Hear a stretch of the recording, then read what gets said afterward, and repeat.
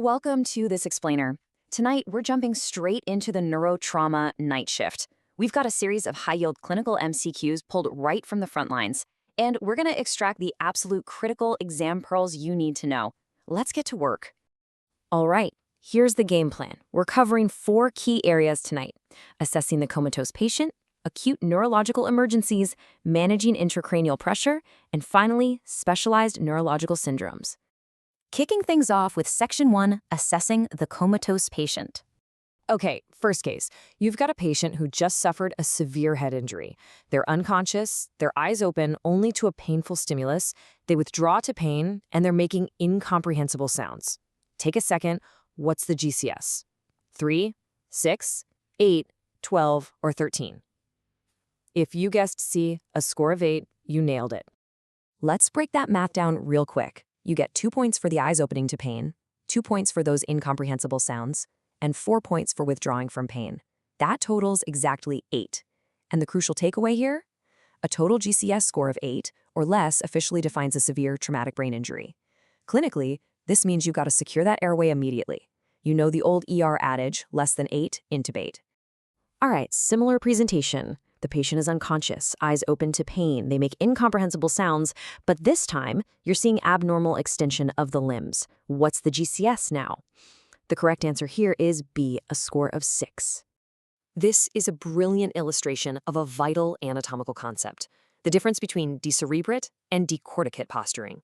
Decerebrate posturing, which is that extension to pain, scoring a 2, actually indicates a severe brainstem injury below the red nucleus. On the flip side, decorticate posturing, which is abnormal flexion to pain, scoring a 3, points to structural damage above the red nucleus. So why does this nuance matter so much? Because out of the entire GCS, the motor score holds the absolute highest standalone prognostic value when predicting long-term functional recovery. Now, consider this pretty dire trauma scenario during a rapid survey. You've got absolutely no motor response to pain, 0 verbal response, and no eye opening whatsoever. What's his GCS? 3, 6, 8, 12, or 0? The answer is A, a score of 3. And this brings us right to a crucial concept: the floor rule. The lowest possible mathematical score on the standard Glasgow Coma scale is a 3. It can literally never, ever be 0. A 3 indicates a severe brain injury or a complete brainstem failure.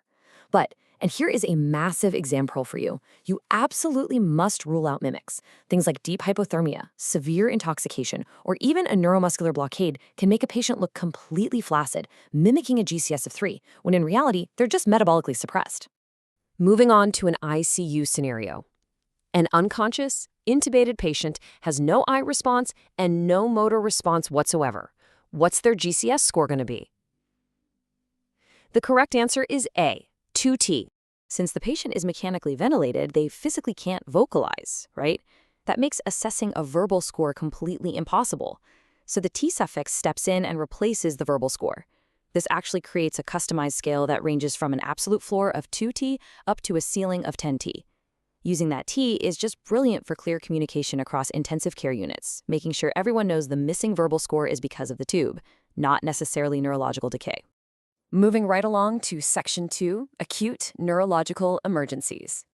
Picture this scenario. A 45-year-old laborer is lifting something heavy when he suddenly complains of a catastrophic severe headache. This is followed rapidly by vomiting and mental deterioration. What is your absolute most immediate investigation? The correct answer is B, a non-contrast CT scan of the brain. What you're seeing here is the classic clinical triad for a thunderclap headache, which is the absolute hallmark of a spontaneous subarachnoid hemorrhage. Now, notice how the diagnostic window for this literally closes over time. Within 12 hours of the acute event, a non-contrast head CT has a diagnostic sensitivity exceeding 98%. It's incredibly reliable. But fast forward to just 1 week later, that sensitivity absolutely plummets to below 50%.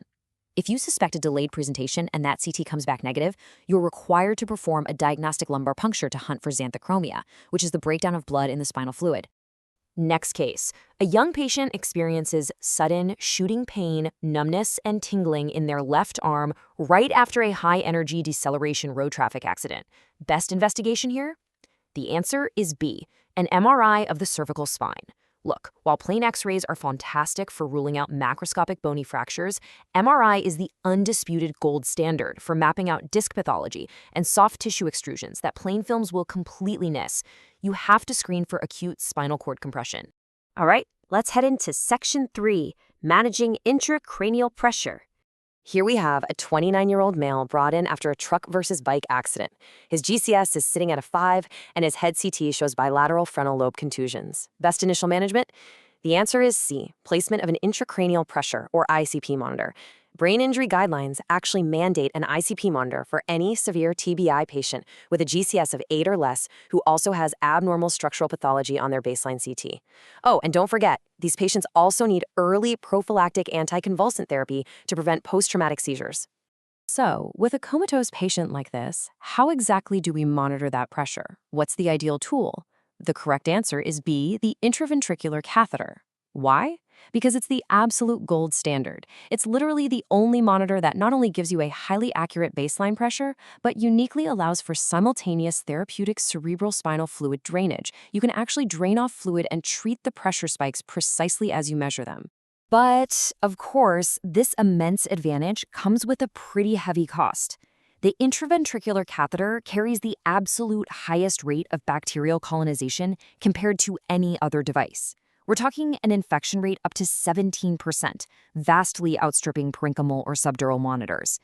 And this risk of ventriculitis just skyrockets if the drain is left in place for longer than 5 to 7 days, mostly driven by skin flora, just tracking right down the hardware. Let's look at long-term management.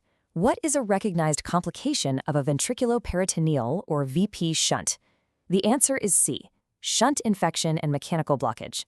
Often colonized by bacteria like Staphylococcus epidermidis, these devices are, unfortunately, notorious for hardware malfunction over the course of a patient's life. And this slide brilliantly illustrates the two major types of mechanical malfunction you're going to see on the ward, undershunting versus overshunting. Undershunting simply means there's a blockage. The fluid backs up, and the patient gets recurrent high-pressure symptoms. Think severe headaches, papilledema, vomiting. Overshunting is the exact opposite. Excessive drainage causes low-pressure orthostatic headaches and dramatically increases the risk of secondary subdural hematomas. Keeping this clear framework in mind makes diagnosing a failing BP shunt so much faster. Finally, let's wrap up with Section 4, Specialized Neurological Syndromes. A diabetic patient presents with the inability to properly see through their left eye. On exam, you find ptosis, a severe drooping of the eyelid, but crucially, the pupil is fully reactive to light while the eyeball itself is deviated downward and laterally. Which cranial nerve are we talking about here? The correct answer is B, the oculomotor nerve, or cranial nerve 3. Now, this presentation highlights a massive exam pearl. Our diabetic patient had a pupil-sparing palsy. This is typically driven by a microvascular ischemic infarction of the deep nerve core, which completely spares the superficial parasympathetic fibers, the ones that control the pupil.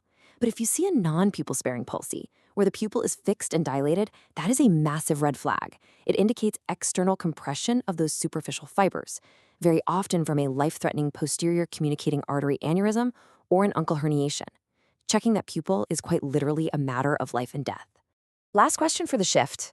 A patient presents with severe drug-refractory drop attacks. These are sudden, terrifying losses of muscle tone, causing them to completely collapse and risk major injury. Most appropriate surgical management? The answer is D, a corpus callosotomy. When medications entirely fail us, we sometimes have to rely on dramatic palliative surgical disconnections. Severing the corpus callosum physically prevents the rapid, generalized interhemispheric spread of these epileptiform discharges. It really leaves you pondering, doesn't it?